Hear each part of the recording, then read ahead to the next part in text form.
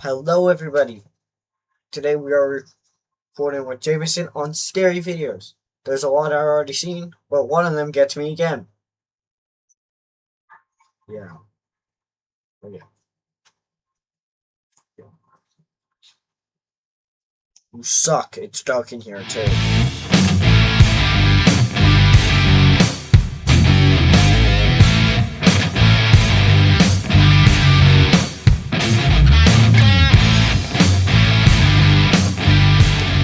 Hey guys, we're sitting in a dark room right now. Let's get to the video. And Jameson's here. Say hi, Jameson.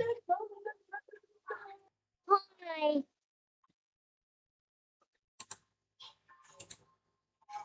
Hello, Video everybody. already Welcome started back to a yet? New video.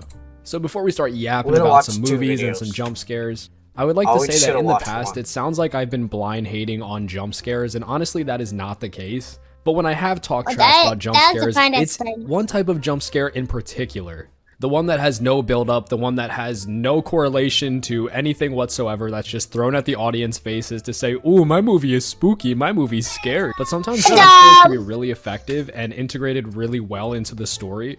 And yeah, I'm not an overall jump scare hater, I just really hate the cheap, stupid ones. And honestly, there might be some cheap ones on this list.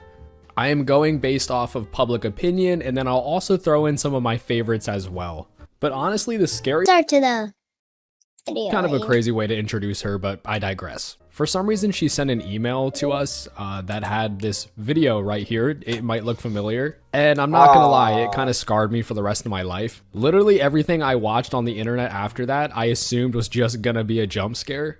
So this is just an honorable mention right here, Ghost Car. And also really quickly, there probably will be spoilers in this video for the movies that I'm talking about, so be wary. Wary? Weary? What's the word? All right, so let's get into it. So we can't talk about jump scares without introducing possibly the first one ever recorded in history and put to film. That would be from the 1942 film Cat People, the bus scene.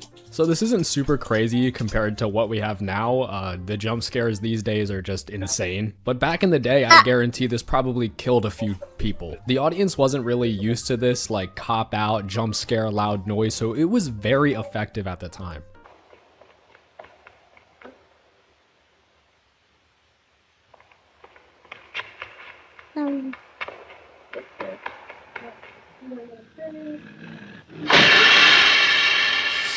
Christ. She thinks she's being followed, there's no score, it is quiet, and you assume That that is there's someone following I don't know how that got me, but her who's gonna come out, and then that's gonna be the scare, but no, a bus. So not only was it a jump scare, it was almost like a humiliation type of thing, where if you got scared by it, like, bro, you just got scared by bus brakes, really? So in that aspect, it was definitely ahead of its time, and obviously needs to be on this list. Another great addition to this list is the scene from Jaws, Ben Gardner's boat. this one was on my video.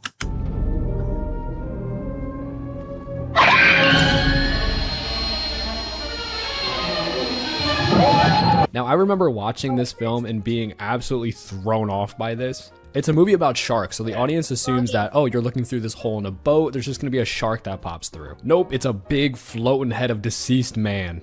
Instead of the water being filled with red blood, dude, it is filled with Dookie Brown. That would have scared the shit out of me in real life. And not only was this scene in particular pretty genius and caught a lot of the audience off guard, me included, but Steven Spielberg also held off on showing the shark for as much as possible to make it super effective when it really came up.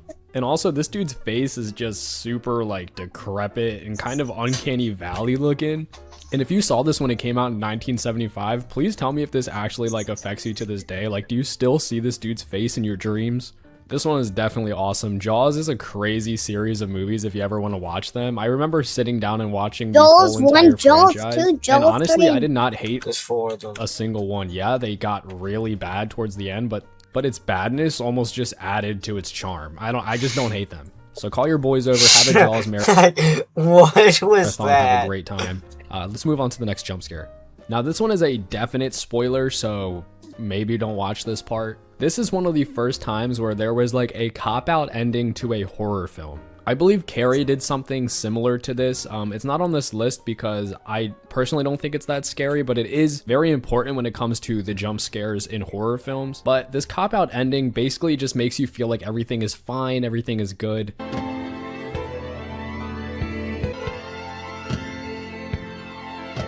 Oh, this is Jason. Oh, That one was also my other jump scare video.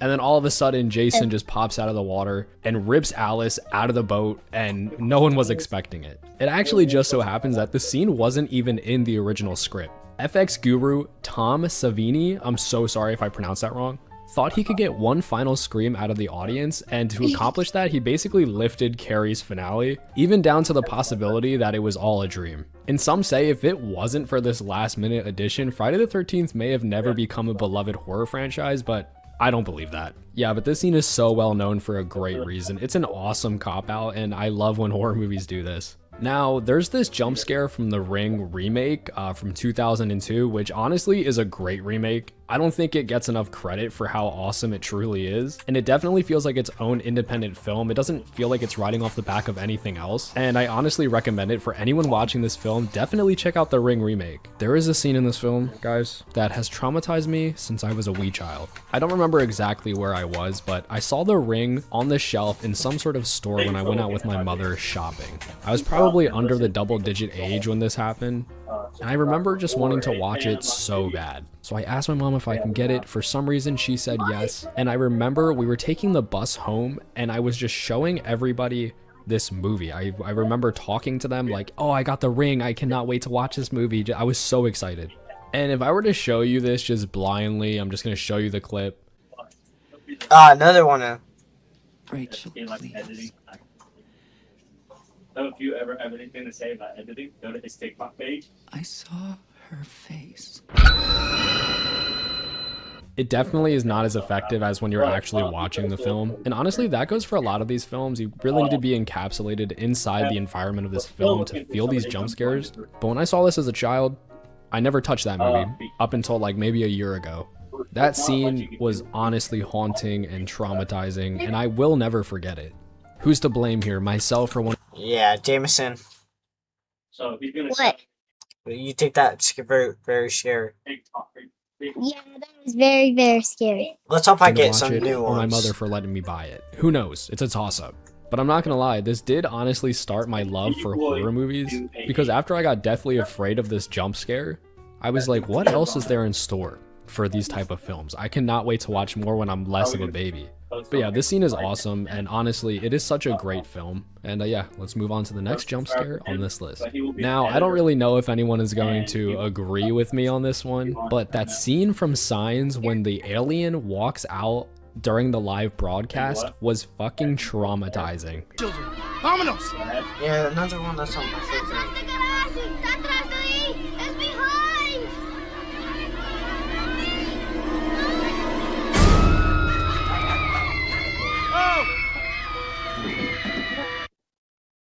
And watching it now, it's definitely not as scary, and it's honestly kind of a little bit goofy. But M. Night Shyamalan grabbed me by my ankles, flipped me upside down, and shake the change out of my pockets. That's how much this shit rocked my world as a child.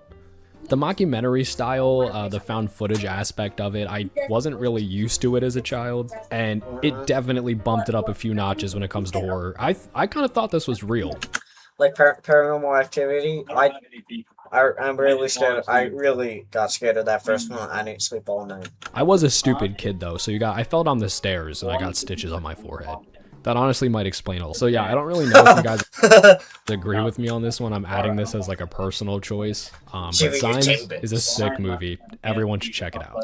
Now this is a huge spoiler for Lake Mungo. So if you haven't seen that, don't watch this part unless you don't care about spoilers or whatever. This one I actually experienced recently. It was Alice's phone footage. Not do anything.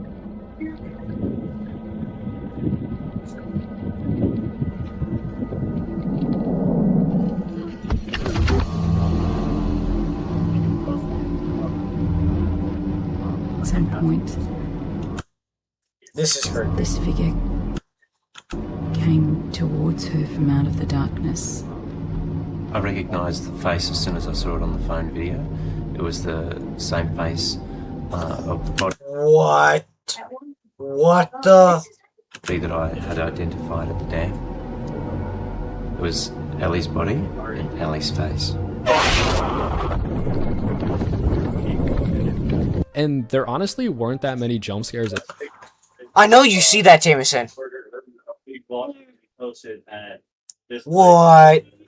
In this film, a lot of them were long, lingering shots that didn't have a jump conclusion to them. So when this scene came on, it was like someone took a defibrillator and put it on both sides of my head and just let it rip. My body shook for a solid second. It actually freaked me out so bad. that's also Oh, good. I'm just thinking about it. This whole entire just seeing the footage from her phone is so eerie and creepy. I love this film. And I get a lot of comments of people saying, Lake Mungo is not scary, dude, shut up. And I have seen a lot of people say that this scene actually is very effective. So to those people, welcome to the camp of Lake Mungo enjoyers. And I do honestly recommend watching Lake Mungo. A lot of people said I wasted their time Yeah, I'm not. by recommending it, but who cares? You know, who cares really? Now this one might be one of the most iconic jump scares of all time. That is the insidious red-faced Darth Maul demon.